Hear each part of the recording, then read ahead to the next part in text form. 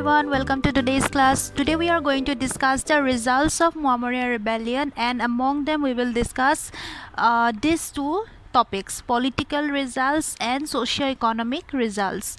So let us see the political results first.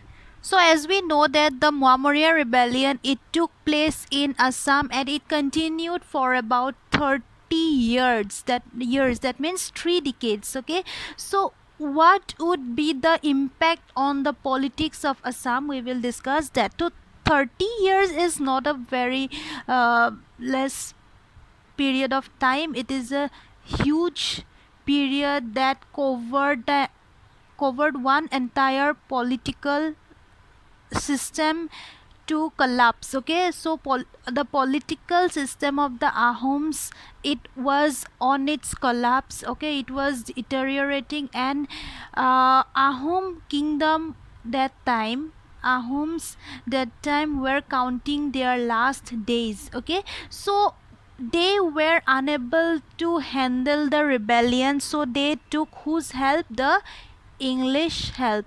So as a result of this, Captain Wells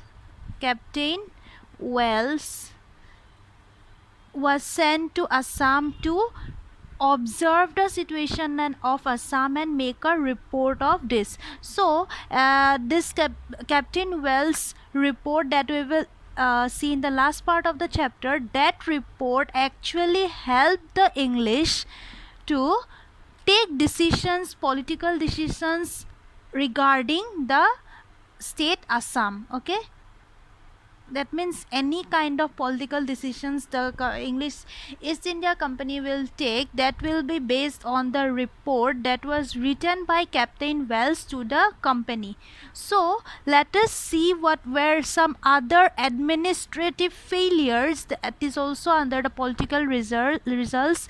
What were the administrative failure during the rebellion? How administration of the Ahom failed?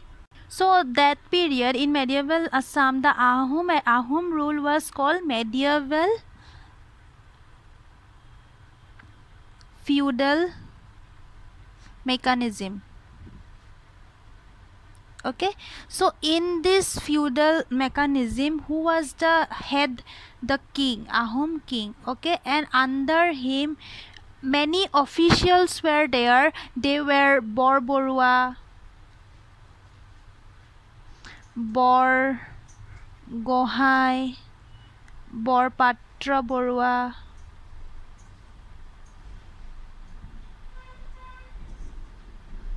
Sakya Fukan were also there. So these were titles given to the officials. Okay, these were positions, post. That means Borua is one post and Bor Borua is the highest post. Okay, so Sakya is the another post. That means the pike system of the Ahoms, as we know. In that pike system, the Sakya had under him 100 pikes. Okay, the Fukan, then Bora, okay, 20 pikes. Fukan had almost counting in thousands pikes. Okay, so it was almost about 6,000. So this was entire the officials of the king. So during when they got a weak king, and at any time, it is a example of history. Okay, in every part of history we find, not only in Assam history, in every part of Indian history or any other places, we find that when the king is weak, okay, when the king is weak, the officials, those who are powerful, they get a chance to acquire their power and rise in the administration. They take hold of the administration.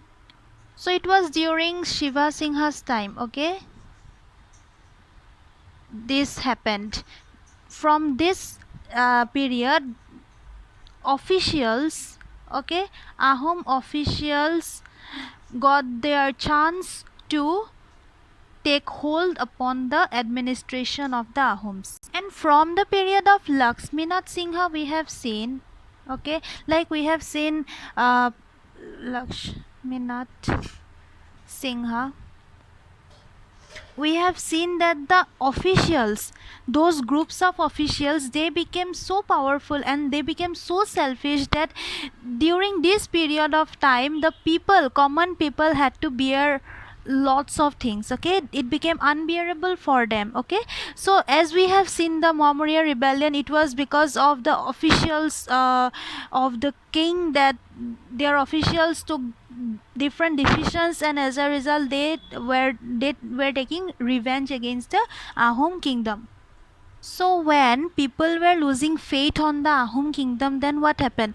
That time they took the side of the rebels. Okay, those common people of Assam, they lost faith in their kingdom, in their ruler. Okay, that their ruler could not save them when Lakshmi Nath Singha and other rulers, they have taken fugitive, they have been escaping themselves from the rebels. Then what happened? The people, they took the side of the rebels and revolted against the Ahom kingdom. And as a result, we can see that the Muamoryas, they also got a chance to acquire the power. That means the uh, power of the Ahom administration. Okay, they were in power for a few for one period of time. They were in power, and what happened at that time? The Muamoryas, as they acquired power, it was like they were also fighting amongst themselves. Okay, Muamorya leaders were fighting amongst themselves to acquire the same power. So when Muamorya leaders were fighting amongst themselves, their administrative mechanism also did not work. That means they did not introduce any new mechanism. Okay, in their period, their time of acquiring power, they also did not introduce any new mechanism. So their system also ultimately failed. They were in the old mechanism of Ahom rule. No change was done. Their system was also ultimately failed. Okay, so the common people, okay, common people, that means the subjects of the Ahom kingdom, common people, they did not feel any kind of change under the Muamorya rule too. Understood? That means Ahom rule and Muamorya rule, they did not find any change because the administrative mechanism, okay, administration was same. Okay, same kind of administration here also, here also. So the change was not felt by the common people. So in this way, the entire political system was in collapse. And what happened as this result? That means when Ahom political system collapsed, we will find it in the next chapter. Okay, the Burmese invasion. What happened? That means when the entire political system was weak, it was always easy for outsider to come and attack. That we will see in the next chapter. So next we will come to the socio-economic results. So socio-economic results, that means what was the impact upon the society and what was the impact upon the economy, that we will discuss here. So first of all, what happened on both sides? Okay, the Ahom soldiers also and the Muamoryas also. We will discuss this one first. Okay, the rebels and the Ahom soldiers, both were attacking both. Okay, Ahom soldiers were attacking the Muamoryas. They were not separating who is guilty. Okay, who is guilty or who is innocent. Okay, the guilty and the innocent both were attacked mercilessly. Okay, they were not finding whether some people were innocent. They did not even join the Maurya rebellion. They were innocent, but here the Ahom soldiers were not separating or not distinguishing between these two, and they were attacking them. Okay, and the Muamoryas also, they were attacking every Ahom officials, okay, leaders, and occupying their properties. That means at this during this revolting period, who were facing the consequences? Mainly those innocent common people. Okay, common people. common people who were innocent, they were facing the consequences of the revolt. And as a result of these intolerable atrocities, people were running to neighboring hills, okay, hills, mountains, jungles. They were flying away, common people, innocent people, okay. Entire society has been a mess during this time. And also what happened, paddy fields, okay, paddy fields were burnt during this time, during the revolt. That means each one were destroying each other's property. Paddy fields were burned. As a result, what happened? You will see famine. Famine means a period when there is a scarcity of food, okay. There is scarcity of everything. People had no resources. So this condition prevailed during this time. So in famine, the situation was so bad that the Ahom officials, like the Boragohai's armies and all, okay, so they had to survive, okay, by eating the flesh, eating meat of the horses.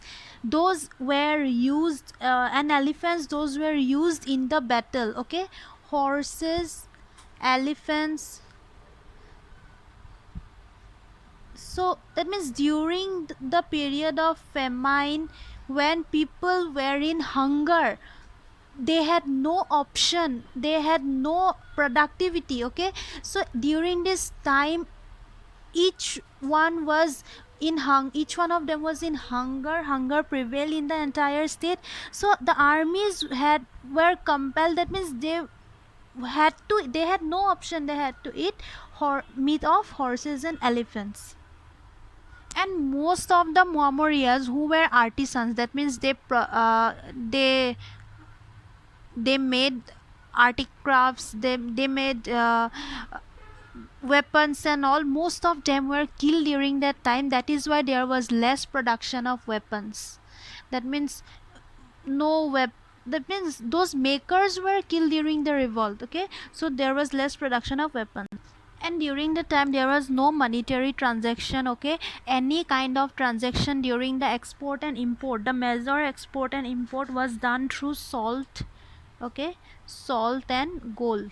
So this entire thing had an impact on this export and import. The trade was declining, because those people, mainly the laborers, the working power is human, so the working power has been attacked so badly. People were not into the works, many of them were killed. So ultimately what happened, the trade was attacked, the trade was in decline. So entire the society was in mess. The economy, we have seen, was a disaster during that period. So one more social impact we will see here. So what was the social impact? One thing we know, that the cause of the rebellion, Mohammedan rebellion, was differences. There were very much differences in Brahmanism on one side and Mahapurushya Dharma, that is the Nam Dharma, on one side. Their ideological belief, their way of preaching the religion, their entire way of worship was different, and Brahmanism, the way of worship, the ideologies were different. So after the period of from the period of Rudra Singha, actually, the rulers were believer, or they believed in Brahmanism or Shaktism, okay. They worshipped Shaktism, okay. uh, they were against that. From that time, what happened, the rulers were against the Mahapurusha Dharma. They did not actually supported the Mahapurusha Dharma. So in the society, what happened, those were the supporters of Ahoms. They also believed in Brahmanism and Shaktism, and they on the, that means the Ahom supporters, okay, in this way I'm writing supporters, they were terrorizing, or they were creating trouble for the Mahapurusha Dharma, that means the Satras, okay, Satras, Mahapurusha Dharma Satras, okay. On the other hand, the Mahapurusha Dharma Satras, these people were also creating troubles to the Brahmanical Satras. That means both the institution, that means they became divided, the society became divided. Okay, so in this way, in a divided nation, okay, in a divided state, it was easy for any outsider to come and invade. So as the result we will see in the next chapters. That means the what happened to the Ahom kingdom at last, what brought its collapse, okay, what brought its decline, the causes we will see here. But here the results of the Maurya rebellion is that the society became divided. The society, one group was isolating and another group was being isolated. That means isolation took place. Okay, they were isolated in two groups, so this became divided, as a result of which the invasions we can see, Burmese invasions we can see, during the rebellion itself we can see English had got its way to enter Assam. Okay, the English East India Company got its way to enter Assam. So these are the results of the Maurya rebellion we have discussed. In the next chapter we will discuss how another result, that the